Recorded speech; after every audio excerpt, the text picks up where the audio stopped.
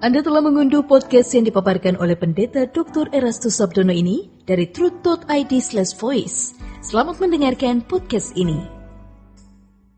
Bapak, Ibu, dan saudara-saudara yang terkasih di dalam Tuhan, kebenaran saat ini berjudul Pembentukan lewat Pergesekan. Saudara-saudara, harus dimengerti dan diterima kebenaran bahwa dalam pembentukan kita menuju kesempurnaan yang dikerjakan Tuhan melalui Roh-Nya, Allah menggunakan manusia di sekitar kita untuk proses tersebut. Besi menajamkan besi, manusia ditajamkan oleh sesamanya. Ditajamkan di sini maksudnya adalah dibuat makin dewasa, sempurna, matang, dan berkenan kepada Allah. Allah memakai manusia lain untuk itu. Orang Kristen di abad mula-mula mengalami aniaya yang sangat luar biasa, sebab mereka hidup di tengah-tengah masyarakat sebagai utusan Tuhan. Ternyata penderitaan yang mereka alami karena aniaya tersebut justru menguduskan mereka, yaitu membuat mereka berhenti berbuat dosa. Selain itu, aniaya membuat mereka tidak berkiblat ke dunia. Mereka dilatih untuk meninggalkan dunia dengan segala kesenangannya, sehingga hati mereka hanya bertambat pada Tuhan dan kerajaannya. Akhirnya, aniaya dapat membuktikan kesetiaan dan kecintaan orang percaya kepada Tuhan Yesus dan Allah Bapa. Oleh sebab itu, kita tidak perlu membanggakan mereka yang dapat hidup menyepi, meninggalkan keramaian dan melepaskan kesibukan hidup seperti yang dialami oleh orang yang hidup di perkotaan.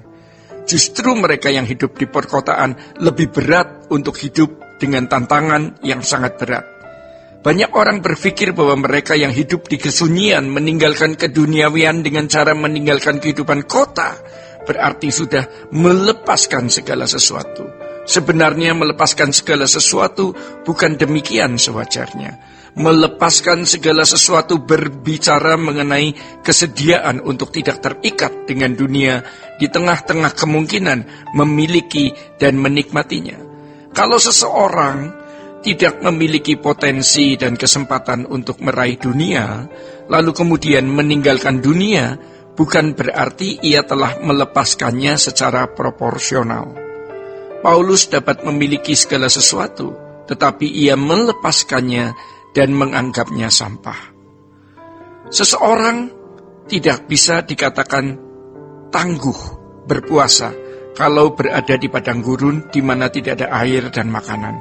Seseorang bisa dikatakan tangguh berpuasa kalau berada di tempat di mana limpah air dan makanan tetapi tidak menikmatinya. Saudara-saudara, harus diingat ya, bahwa Tuhan Yesus tidak memerintahkan orang percaya meninggalkan dunia untuk mencapai kesucian. Justru Tuhan mengutus orang percaya untuk hadir di tengah-tengah dunia ini. Dari isi doa Tuhan Yesus di dalam Yohanes 17 ayat 15, sangatlah jelas bahwa orang percaya harus ada di tengah-tengah masyarakat dalam kehidupan di dunia yang jahat ini, bukan menghindarinya. Dalam bagian lain di Alkitab, Tuhan Yesus mengatakan, "Lihat, aku mengutus kamu seperti domba-domba ke tengah serigala. Sebab itu hendaklah kamu cerdik seperti ular dan tulus seperti merpati." Perlulah kita memperhatikan apa yang diajarkan Alkitab, bahwa proses pertumbuhan iman yang benar melalui peristiwa kehidupan di tengah-tengah dunia. Tokoh-tokoh iman dalam perjanjian lama dibentuk Tuhan melalui pengalaman hidup di tengah masyarakat. Yusuf didewasakan melalui saudara-saudaranya dan pengalaman di tengah masyarakat Mesir.